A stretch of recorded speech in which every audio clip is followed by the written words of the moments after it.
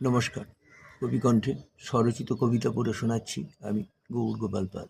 আমার কবিতার নাম পুরুষ ও প্রকৃতি। পুরুষ ও প্রকৃতি বিধাতার দান, সকলেই মোরা জানি। কেন খোঁজো তবে দুয়ে ব্যবধান, মিছে করো হানাহানি। ধরণীর মাঝে দুইয়ের অবদান, জেনেছি যে মনে সমান সমান। কামিনীর তরে মিছে অপমান, নেব না কবু মানি। অর্ধেক নারী অর্ধেক নর, করিতেছে খেলা ধরণীর পর। সেই নারী নিয়ে বেঁধেছে যে ঘর, তবে কেন দাও গ্লানি।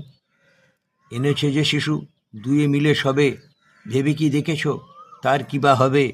অমর হয়ে যদি তার মাঝে রবে, মেনো বিধাতার বাণী।